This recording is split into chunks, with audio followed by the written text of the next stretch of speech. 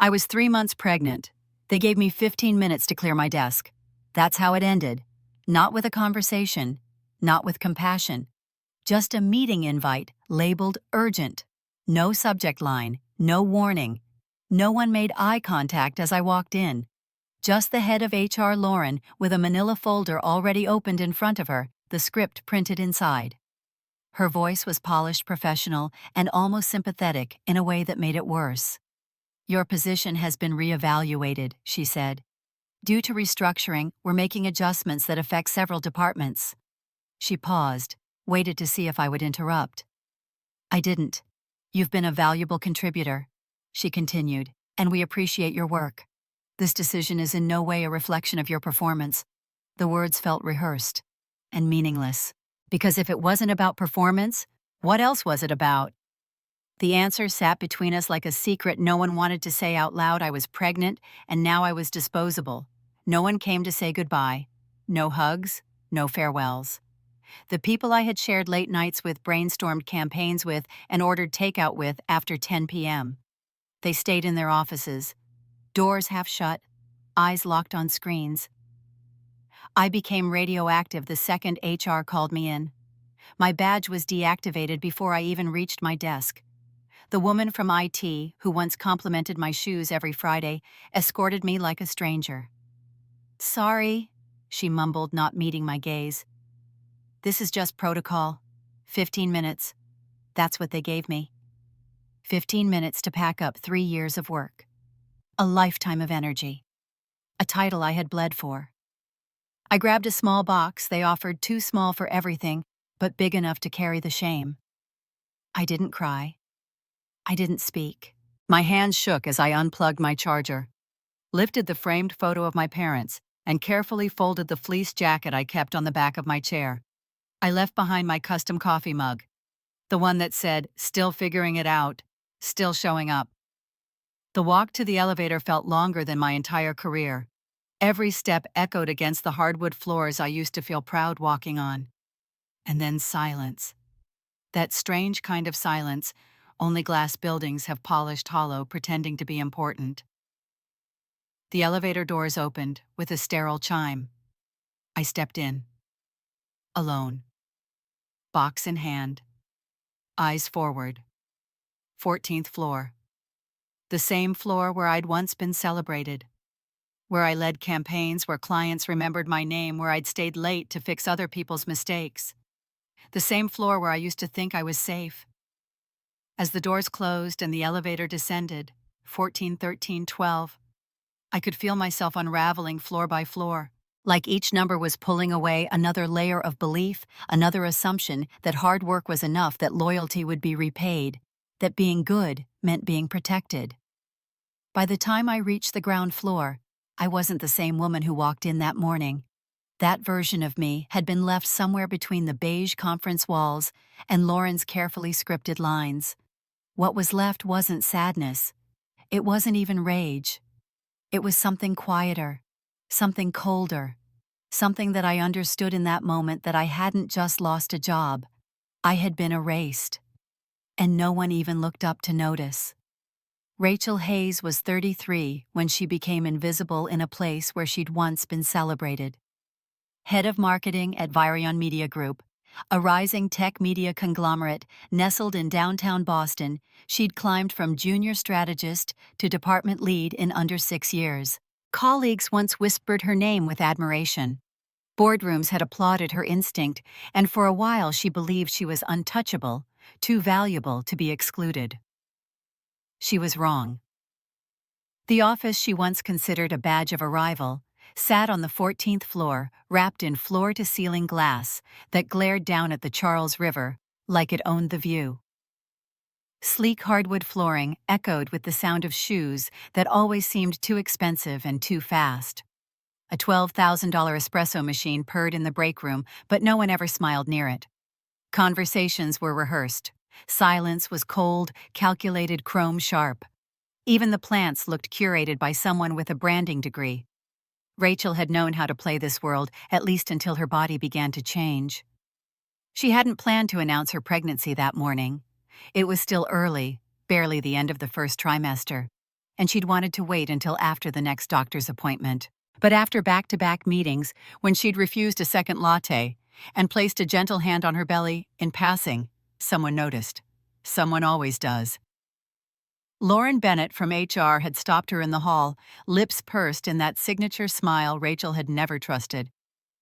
"Are we expecting good news?" she'd asked, as if joy needed corporate approval. Lauren had always been cordial in a rehearsed, Pinterest-quoted kind of way. At birthday gatherings, she gave candles that smelled like morning clarity and offered hugs that lasted just long enough to signal that she'd seen you, but never enough to mean it. Rachel still remembered the way Lauren had embraced her on her last birthday, a slow lean-in two hands that didn't quite touch her back, and a faint whisper, "Don't let them see you slow down." She hadn't thought much of it then. She did now. Matthew Cole, the CEO, never bothered with whispers. He didn't need to. He ran the company like a brand campaign, smooth, spotless, and always 5 steps ahead of real emotion.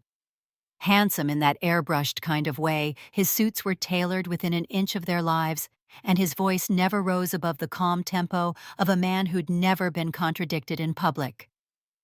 Matthew had once praised Rachel at an all-hands meeting, calling her the engine of our innovation. He didn't look at her again that day. He didn't look at her the morning they called her in either. She'd arrived to find Lauren waiting in the glass conference room, 2 neatly stacked folders on the table, and Matthew seated at the far end, eyes fixed on the skyline, as if the city mattered more than her. Rachel noticed right away that no coffee had been poured, no water, no handshake, just air that hummed with unspoken judgment. Lauren smiled that too sweet smile. "Rachel, thank you for coming in." She'd known then. "You always do." Matthew finally turned. "As you're aware," he began, voice level and disinterested, "we're undergoing a shift in strategy as we scale Virion's brand visibility in the global market." Rachel had blinked once, twice, waiting for the words that would follow to make sense. They didn't. "We've evaluated all executive-level positions." Lauren continued, fingers steepled on a legal pad, "and with the direction the company is taking, we've concluded that your current role is no longer aligned with our long-term brand strategy." Not a word about performance. Nothing about the 3 major campaigns she'd led in the last quarter. No acknowledgement of the 18% bump in user engagement directly tied to her team's initiative. Nothing human. Nothing honest. "We wish you the best," Lauren added, sliding the folder forward. "We'll be offering a standard separation package, and of course any maternity accommodations covered by law will be honored." Rachel didn't hear the rest. Her mind caught on that one-word separation. As if this wasn't termination. As if being discarded required softer language. As if being pregnant had made her fragile, unprofessional, expendable. She didn't ask questions. She didn't cry. She simply stood, hands cold, and nodded. There was no room for negotiation. Not here, not with these people. The walk back to her desk was quieter than she could have imagined. Every click of her heels sounded louder than the last. No one raised their head. No one looked at her. Her team people she'd mentored, defended, championed, stared into screens, pretended they didn't hear her pulling open drawers or boxing her mug. The one that read, "Still figuring it out. Still showing up." She left the mug. The office around her seemed suspended in its sterility. The clean whiteboards, the curated motivational quotes on walls, the plant with the bent leaf she always meant to fix. Her name had already been removed from the door plate. On the elevator ride down, she held her box and refused to look at her reflection in the mirror-polished doors. The woman staring back at her might cry. The woman staring back at her still believed work could be a family. As the numbers ticked downward, 14, 13, 12, Rachel felt something else descend inside her. Not sadness, not fear. Clarity. They hadn't fired her for performance. They hadn't let her go due to restructuring. They fired her because pregnant didn't fit their brand. Because swollen ankles and quiet strength and maternal instinct had no place among espresso steam and steel surfaces. They fired her because they thought she'd disappear quietly. And for a moment she did. But Rachel Hayes was never built to disappear. The email came in at 11:04 a.m. on a rainy Tuesday, subject line stage presence. Rachel clicked on it, half distracted, expecting some follow-up logistics for the upcoming Q4 investor pitch. Instead, she saw a message thread she wasn't supposed to be included in. Her name wasn't in the body of the text, she wasn't the audience, merely an accidental recipient. But that almost made it worse. Lauren's email to Matthew read, "We can't risk having a visibly pregnant exec on stage during our Q4 pitch. Not the look our brand needs. No context, no kindness, just that clinical strategic cruel." For a second, Rachel thought it must have been a mistake, a joke, a draft not meant to be sent. But then she looked at the timestamp, the chain of prior messages, the way Matthew responded with a single terse, "Agreed." And something inside her, something foundational, cracked. Not the part that still believed people could be decent. That part had started eroding long before. Not even the part that once trusted Lauren or Matthew or this company with her future. What shattered was the final thread tying her identity to this place. This building, this brand she had shaped with her bare hands and late nights and soul. She didn't cry, she didn't yell, she didn't even blink. She simply sat there, one hand resting unconsciously on her abdomen while the other clicked forward and sent the email to her account without thinking. Reflex, not revenge, at least not yet. Rachel had always known the game, how to dress, just polished enough to command respect without intimidating men who didn't like being outshone, how to speak firmly but never sharply, how to deliver results without needing credit. She had played it better than anyone. She'd rescued the company from a reputational crisis at 2 a.m. with a campaign that got reprinted in Forbes. She'd led the rebrand that took them from promising startup to emerging industry leader. She had trained the new hires when HR fell behind, rewrote the company's tone guide when copywriters struggled, and mentored 2 junior managers into stars. When the board came in for quarterly reviews, she was the one Matthew brought into the room. And when a product launch date collided with her wedding, she moved the honeymoon. She wore white in Santorini, knowing half her team hadn't noticed she was gone. She never needed applause, but she did expect fairness.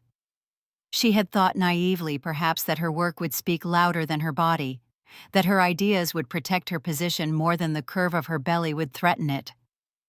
Now the truth stared back at her in Calibri font. She wasn't fired for performance.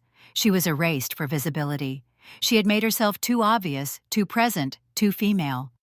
Pregnancy to them wasn't a celebration. It was a liability, a flaw in the brand aesthetic, a branding mismatch, a bump on stage they couldn't dress down. The fact that Lauren called it risk stung deeper than anything. Not an inconvenience, no scheduling conflict, risk. As if her body had become a bomb under their podium. As if standing in front of investors with a child growing inside her would make the company look weak, unfocused, soft. She stared at the screen for a full 5 minutes, frozen in that strangely lucid kind of stillness, the kind that only arrives when you realize a door has closed forever and the handle was never on your side. The only movement was the soft hum of her monitor, the faint rub of her fingers tracing the edge of the trackpad, and the tightening in her chest. Not grief exactly, but something colder. Something more efficient. She knew she'd been naive to think they would celebrate her, but part of her still hadn't expected this level of casual cruelty. That they'd put it in writing, that they'd weigh her like they would a product flaw and decide she was off-brand. She minimized the window and stared out the glass down at the streets of Boston, slick with gray. People moved like ants' umbrellas, darting from crosswalk to crosswalk, lives still in motion. She wondered how many of them had ever felt this exact brand of erasure. The kind that doesn't make a sound but hollows you out from the inside. The kind that tells you your body doesn't match the furniture anymore. Later that day, when she went to the bathroom to splash cold water on her face, she caught her reflection under fluorescent lights. No puffiness, no redness. Her face was still her own. Her eyes are sharper, maybe. Her posture was a little straighter. She looked like someone who had passed through fire and kept walking. Not because she was immune to heat, but because she was done asking why the room was burning. She didn't go to HR. She didn't send a reply. She let the silence work for her. She backed up, files, took screenshots, moved photos of her work to her drive, not in a rush but methodically, like someone setting a table for a meal she knew was coming. There would be no confrontation, no breakdown, no scene. If they were expecting emotion, they'd be disappointed. What Rachel felt now wasn't fury, it was a purpose. That night at home, she curled up on the couch with her hands resting on her stomach and reread the email one more time. Not to dwell, but to remember. Because someday, not soon, but eventually, she would need to know exactly how it felt to be spoken about like an inconvenience, like a cost center, like an accessory that didn't fit the lookbook. And when that day came, when she was back in a room with those people standing, not as a pregnant inconvenience, but as someone with power, they wouldn't see her tears. They'd see her name on the deed.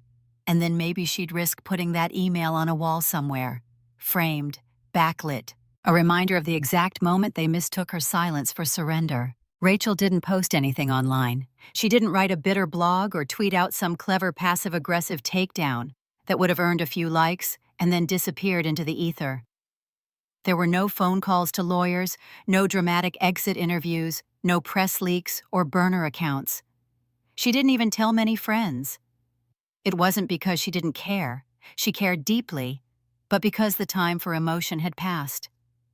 What they had taken from her wasn't just a job or a paycheck or even a title.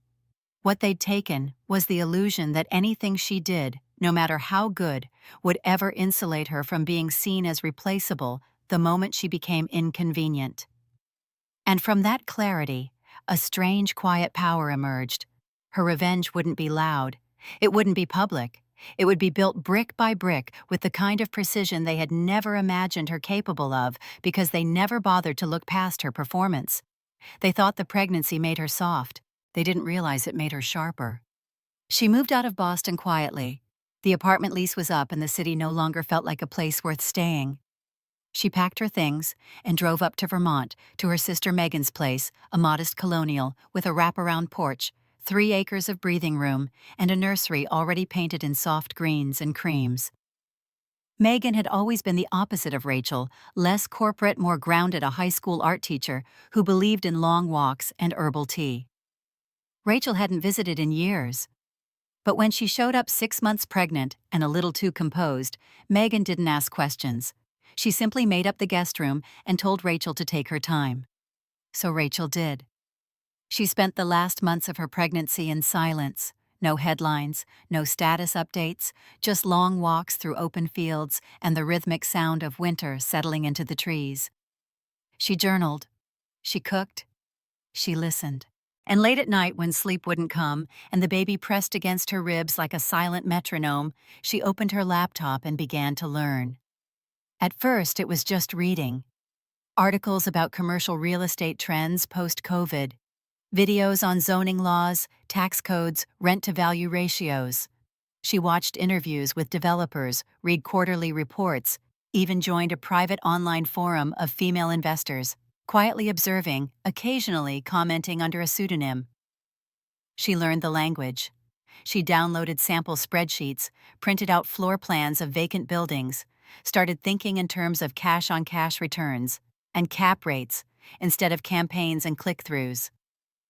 When the baby came, a girl named Elise Rachel barely slowed down. Between feedings, she held her in one arm and kept scrolling with the other. She worked with the kind of intensity only people who've been erased understand. Every lullaby was a lecture on ROI. Every nap was a lesson in loan structuring. She wasn't planning a comeback. She was building a system. Something they couldn't cut her out of.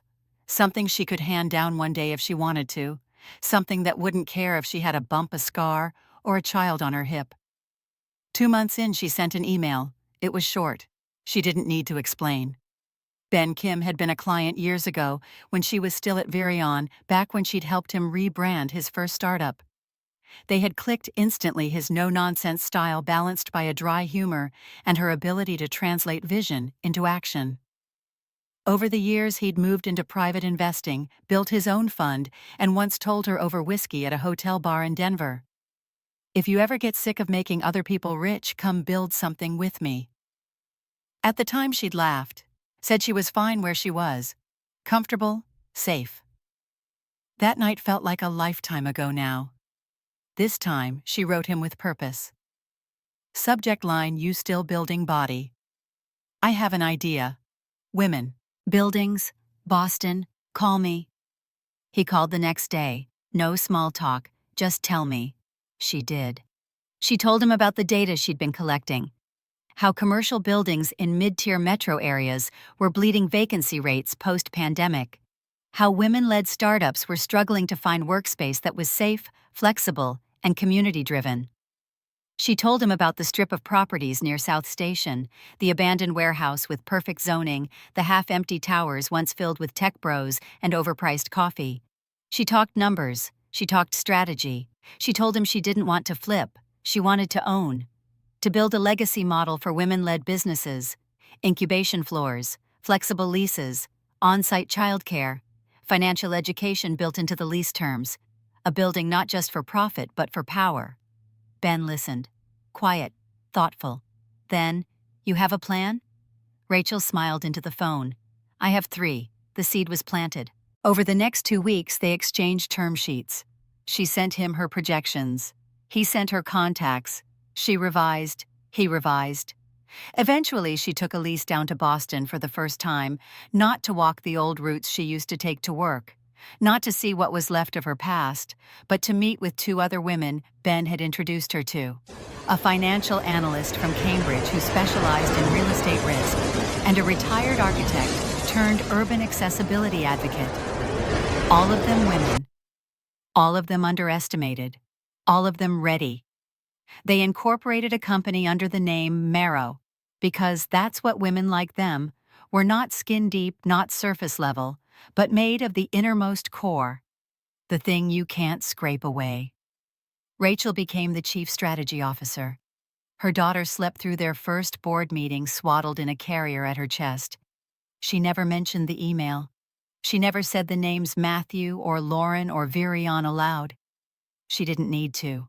What she was building would speak louder than any accusation. And when the right building came up, vacant, undervalued, and conveniently still housing Virion on 2 leased floors, Rachel simply added it to the list.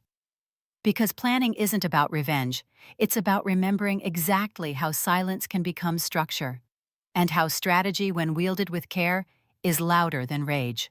3 years later, Rachel Hayes no longer walked into anyone's building with a badge. They walked into hers. She had co-founded Marrow Capital with Ben Kim, a boutique commercial real estate investment firm, quietly making waves in the post-COVID landscape. While most firms chased tech campuses or overpriced downtown towers, Rachel looked for something else: wounds. Buildings that had bled tenants bled purpose. Buildings like the one on Tremont Street, a sleek, glass-wrapped tower with 2 gutted floors and a half-empty WeWork on life support. The irony hit her square in the ribs the moment the leasing report hit her desk. Unit 17B and 18A, leaseholder Horizon Media Group, CEO on record Matthew Cole. She reread it 3 times. It felt like touching fire with a bare hand, burning, cleansing familiar. Rachel said nothing to Ben. She simply ran the numbers, made the calls, drafted the offer under a shell holding company tied to a Nevada LLC. Standard practice. No red flags. Horizon was just another tenant among many in the tower's tangled tenant list ad agencies, fintech startups, and one failing interior design firm run by the founder's daughter. But Rachel knew exactly who still occupied those 2 floors. Knew that the espresso machine she once cleaned during all-nighters probably still hissed in the same sterile break room.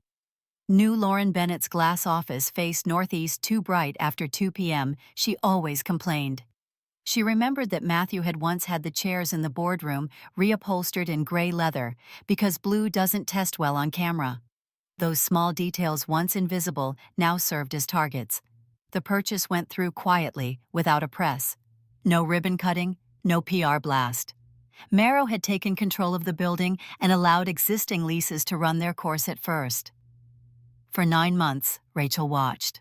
She walked the halls during site visits, wearing tailored blazers and silk blouses that made her look like the kind of executive Lauren used to post about on LinkedIn. No one recognized her. That was fine. She watched the mail slots. Horizon's deliveries dwindled. She noticed more contractors coming in, cheap ones.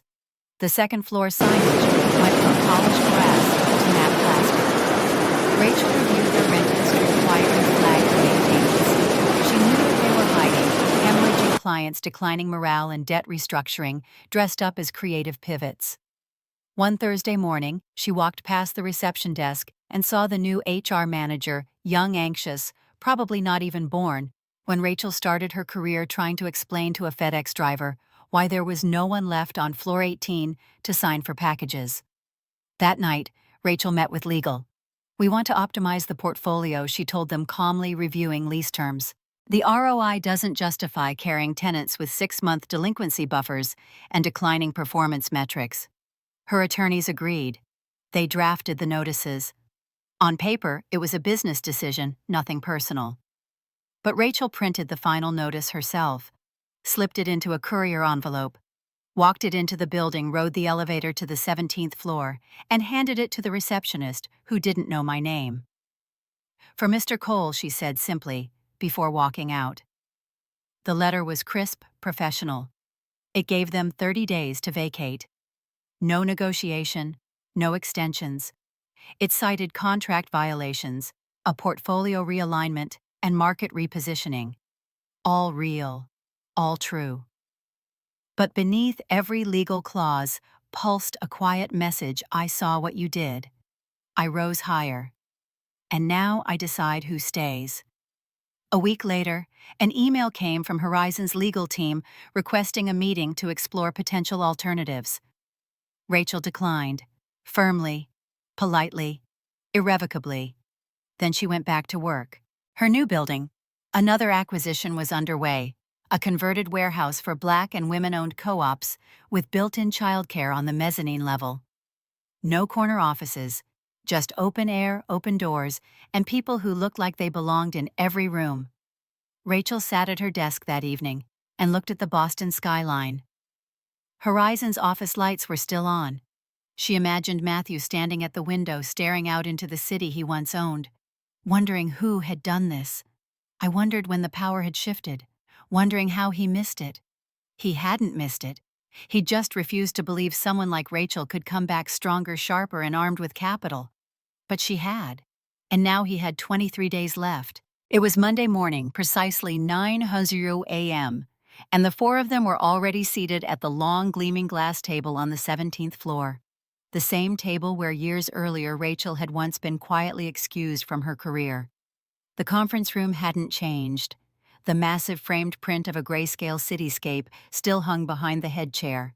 The blinds were half open, letting in just enough light to remind everyone they were above the rest of the city.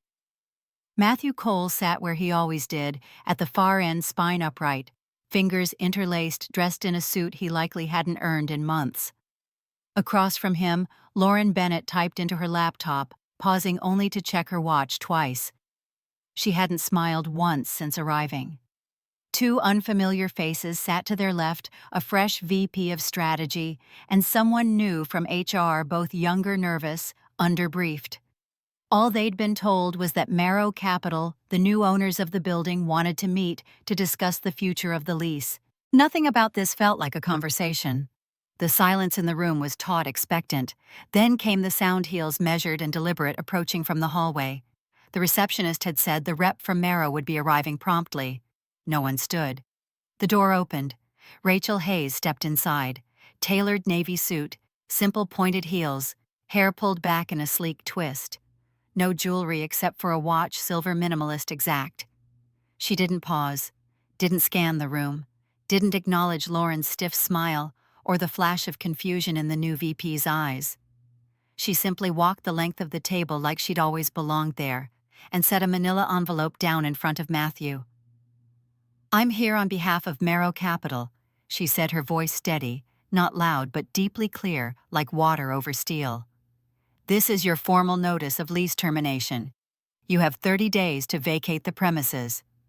There was no tremor in her hands, no hesitation in her tone. She didn't sit. She didn't need to. The words hit the table like a gavel. For a second, no one moved. Then Lauren went pale visibly, so her fingers tightening around the stylus in her hand, as if it might anchor her to something solid. Matthew blinked once, then again, then leaned back slowly in his chair, like the floor beneath him had shifted without warning. "Rachel," he said almost gently, as if invoking her first name would change the weight of what was happening. "This isn't necessary. We can sit down, talk through this. There's no need to be. There's no discussion," Rachel cut in. Her eyes didn't even flicker toward him. "No negotiation." She reached down, tapped the envelope once. "You showed me the door once. Now I'm showing you where the exit is." The room shifted. The new VP's mouth opened slightly, but he didn't speak. Lauren looked like she might be trying to think of anything that would make this feel less personal. But there was nothing they could say, because it was personal. Every square inch of that conference room was personal. The chair Rachel had been forced to sit in during her termination was still there. The branded pen she had been handed that day with Virion Media Group, etched in chrome, was still in the holder near the door. She remembered everything. Not because she had held a grudge, but because this building had once tried to erase her, and she had come back to etch her name into its foundation. "You'll find all the legal terms inside," she added calmly. "We're within rights with cause. Your payments have been late for 4 of the last 9 months, your occupancy is below the minimum, and your projected renewal terms have been in breach since Q1. She turned toward the door. "A facilities manager will follow up this afternoon. You'll have 30 days. Then the locks change." Rachel Lauren said suddenly, her voice soft, almost apologetic, a desperate stab at familiarity. "Please, this is vindictive." Rachel paused, turned slightly. "You think this is vindictive?" she asked, her tone still eerily calm. "No. Vindictive was pretending I didn't exist because my body didn't match your brand. Vindictive was calling my pregnancy a liability." This, she nodded toward the envelope. "This is business, just better executed than yours." Matthew looked like he wanted to stand, like there was a speech coming, one of his carefully rehearsed, brand-safe, damage-controlled monologues. But he didn't move. He just sat there, mouth-tight, eyes unreadable. Maybe it was finally sinking in that he hadn't just lost a tenant. He had lost control of the narrative, of the space, of the myth that he and Lauren had built, that they could curate success, edit out humanity, erase whoever made them uncomfortable. The woman they fired had returned not with a press release or a vengeance-fueled tirade, but with paperwork and power. Rachel didn't wait for replies. She walked out the same way she'd entered, quietly, without spectacle, without looking back. The hallway outside was sunlit and empty. She didn't feel triumphant, not exactly. She felt resolved, whole. The kind of calm that comes not when you win, but when you stop needing permission to take up space. She stepped into the elevator, pressed the button for the ground floor, and let the door close without flinching. 30 days from now, their name would be gone from the directory. Their logo was scraped off the front entrance, their echo replaced by new voices that didn't ask to be included, voices that built the rooms themselves. She wasn't there to celebrate their downfall. She was there to reclaim the floor where they'd buried her voice. And when she walked out of that building for the final time, it wasn't as a tenant, or an employee, or a woman who had once been called a risk. She walked out as the landlord. The building had a new name now. No fanfare, no banner cutting or flashbulbs, just a discreet unveiling one crisp October morning when the workers removed the old lettering from the glass and replaced it with 4 words in clean serif font, The Rebirth Collective. The name didn't scream. It didn't need to. It stood quietly above the revolving doors, like it had always belonged there, like it had just been waiting for someone brave enough to rename it. Inside, the transformation was unmistakable. Gone were the cold neutrals and corporate platitudes on the walls. The lobby had been softened with warmth. Earth tones, textured wood, and curated light. Plants hung from ceiling brackets, their vines trailing downward like they were exhaling. Music played softly, not the kind meant to impress investors, but the kind that made women walk a little slower, linger, breathe. Rachel had personally overseen the redesign of Floor 14. It was no longer a corner suite haven for executives with fragile egos and curated personas. It was now a space for mothers returning to the workforce, open-concept co-working zones. Lactation rooms, with locked privacy, flexible childcare downstairs, and a communal table that was almost always surrounded by laptops, coffee cups, and resilience. The walls were decorated with photographs not of cities or technology, but of women. Real women. Working, feeding, thinking, rebuilding. There was one small plaque near the entrance of the floor, polished brushed steel embedded in the wall at shoulder height. On it was a quote chosen by Rachel after weeks of searching for the exact right phrasing. To every woman told she didn't belong. You were never the problem. The room was. It didn't name names. It didn't need to. The women who worked here understood. Some had come from toxic jobs, others from quiet layoffs, dressed in HR speak, others still from months or years of invisibility. They came here because they knew what it felt like to be spoken over, passed by, or treated as a branding liability. Here, no one had to apologize for bringing their child to a meeting. No one whispered about gaps on a resume. No one called strength aggressive. Rachel was seen less and less in the upper floors. She kept an office on 12 facing the south side, but she rarely closed the door. She never granted interviews, never went on podcasts or accepted press offers, no matter how many times they asked her to speak about female entrepreneurship or turning pain into power. She declined every request, not out of fear, but because she didn't need to explain herself. She didn't owe the world a play-by-play. Her story was already written in square footage and monthly leases, in warm conference rooms filled with soft lighting and second chances. Those who knew the truth never said it aloud in boardrooms. But they whispered it in elevators over conference drinks and Slack messages sent late at night from one woman to another. You know who owns that building now, right? That's Rachel Hayes. She bought the whole place. Yeah, that Rachel. The one they fired. Pregnant and all. She's not even mad. She just runs it. And that was the part that always hit hardest. She hadn't shouted. She hadn't dragged them online or gone viral for revenge. She hadn't clapped back or burned bridges. She'd simply walked away, gathered her silence, and built something too big for them to ignore. When Horizon Media finally vacated, no one was around to see it. A quiet Friday evening. A single moving truck. The building's security logged them out for the last time at 7:43 p.m. The next morning, maintenance began removing the last of their decals from the glass. Rachel didn't watch. She was out of town touring a former textile mill they were considering for expansion. But someone texted her a photo. The office emptied, the doors wide open, fluorescent lights buzzing over silence. She didn't reply. She just looked at it once, then deleted it. The win had never been about watching them fall. It had always been about building something in the space they once told her she didn't belong. Elise, now 3, had never seen the old version of the building.